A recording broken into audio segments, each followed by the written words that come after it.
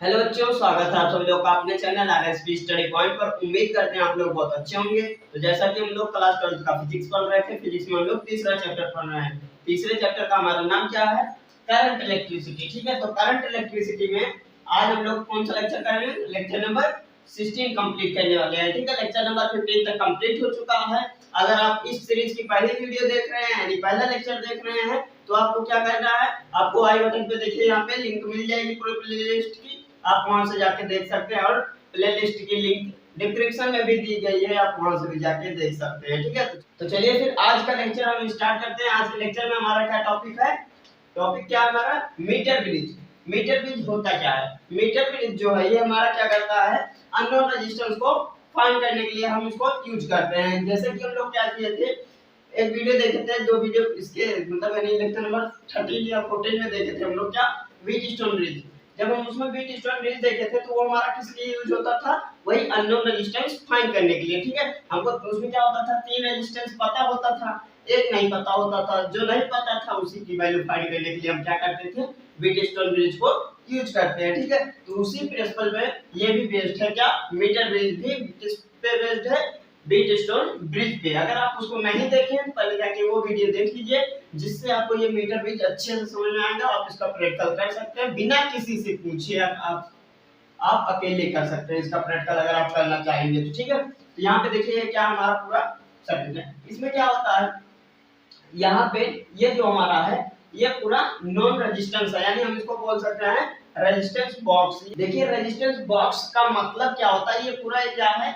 ये पूरा बॉक्स है। ठीक है, इस बॉक्स में कई सारे रेजिस्टेंस है, कई सारे रेजिस्टेंस यानी ये रेजिस्टेंस जो है इसकी वैल्यू कितना? 5 ओम है। ठीक है, ओम की साइन नहीं बना रहे हैं, बस लिख दे रहे हैं 5 ओम 10 ओम जितना होगा। ये मान लीजिए कितना है?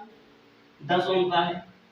ये 50 ओम का है, 100 ओम का है। ये क्या है? 500 ओम का है। ये क्या है? ये रेजिस्टेंस बॉक्स है।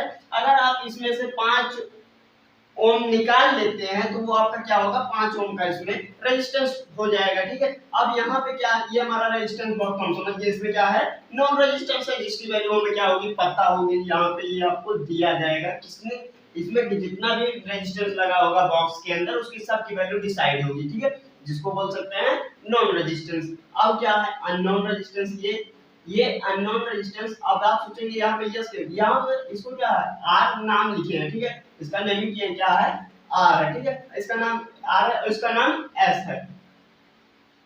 इसका नाम जो है इस पॉइंट का एस कर दिए। एस हमारा क्या है? अननोन रेजिस्टेंस है। यस हमारा जो है वो अननोन रेजिस्टेंस है। ठीक है, ये हमारा होगा। अब इसकी तीसरी बीच वाली जो पॉइंट है, देखिए इससे क्या है? नॉन रेजिस्टेंस कनेक्ट है, इससे क्या है? अननोन रेजिस्टेंस कनेक्ट है। अब ये हमारा जो है बीच वाला, इससे हम क्या करते हैं? गैल्वेनोमीटर कनेक्ट करते हैं। गैल्वेनोमीटर में जो करंट फ्लो होगा वो क्या होगा? Ig होगा, Ig होगा। ठीक है, Ig हमारा क्या होगा? वो हमारा किसमें करंट फ्लो करेगा? गैल्वेनोमीटर में करंट फ्लो करेगा। अब आप सोचेंगे इसका Ig कैसे हुआ?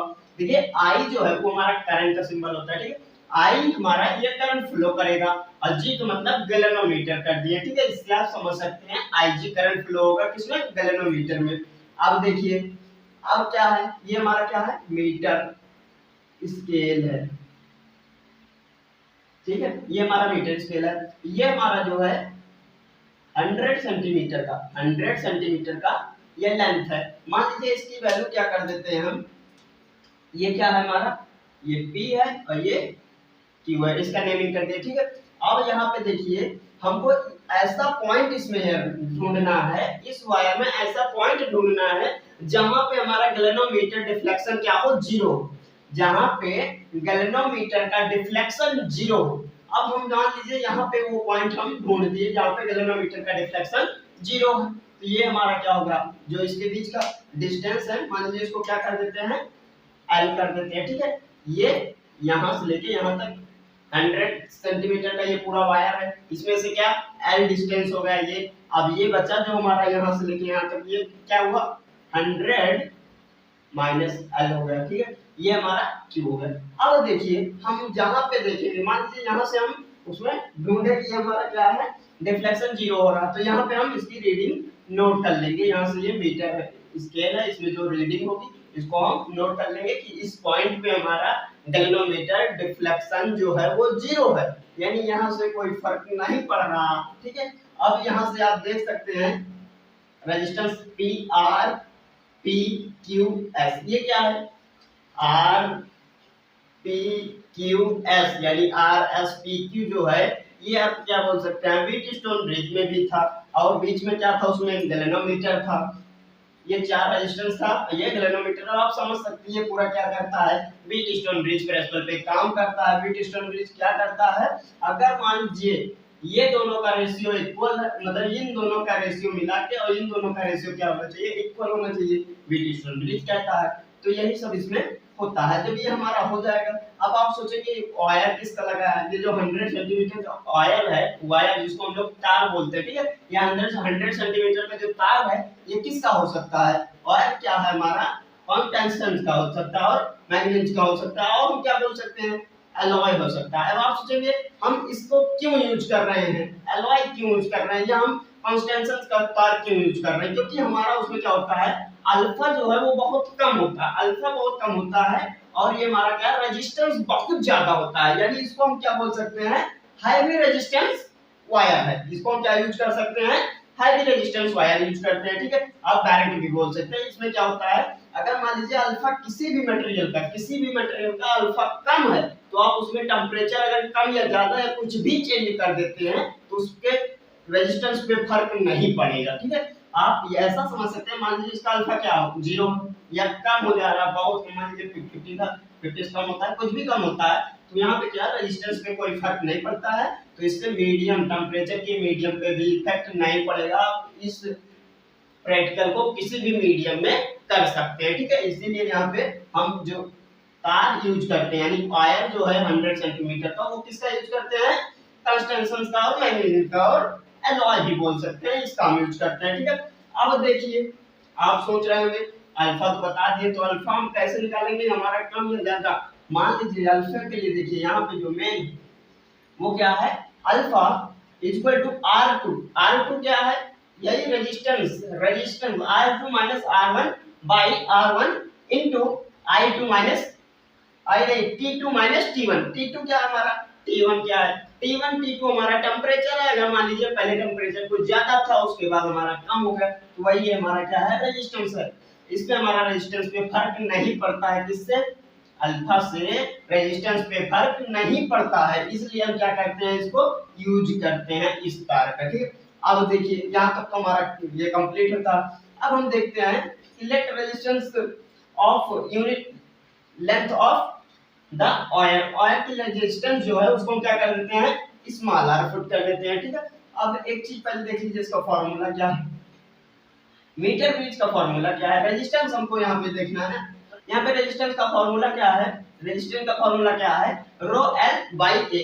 अब रो क्या है, ये हमारा क्या करता है, कहता है कि मान लीजिए जो आपका तार है, जो आप यहाँ से लेके यहाँ तक तार यूज कर रहे हैं, कुछ भी क्या हो, मतलब क्या कुछ भी हो, आप एलॉय का यूज कर रहे हैं, मैग्नीशियम का यूज कर रहे हैं, कॉन्स्टेंशन का यूज कर रहे हैं, इसमें वो नहीं कहता कि आप उसी का यूज कीजिए, आप कुछ भी यूज कर रहे हैं, बट क्या होना चाहिए, इसकी जो थिकनेस होनी चाहिए, थिकनेस ये पूरा कांस्टेंट होनी चाहिए, या नहीं यहाँ पे क्या मोटा हो जा रहा है आपका तार, यहाँ पे क्या हो जा रहा है मोटा, यहाँ पे पतला, फिर यहाँ पे मोटा हो जा रहा, ऐसा नहीं होना चाहिए। इसीलिए ये जो हमारा ज्योति है इसको हम क्या करते हैं, उठा के शिफ्ट करते हैं। जैसे यहाँ से हमको ये मान लीजिए यहाँ पे डिफ्लेक्शन नहीं मिल रहा, यहाँ पे हमको 0 नहीं मिला है, अब हमको क्या करना है, इसको और इधर शिफ्ट करना, तो हम डायरेक्ट ऐसे इधर खिसका नहीं सकते। कैसे करते हैं, आप रफ करके ऐसे खिसका सकते ना, ऐसे नहीं कर सकते, क्योंकि वहां पे क्या होगा, उसका जो थिकनेस है वो घिस जाएगी, तार का थिकनेस घिस जाएगी यानी कम हो जाएगी, तो वहां पे आपका जो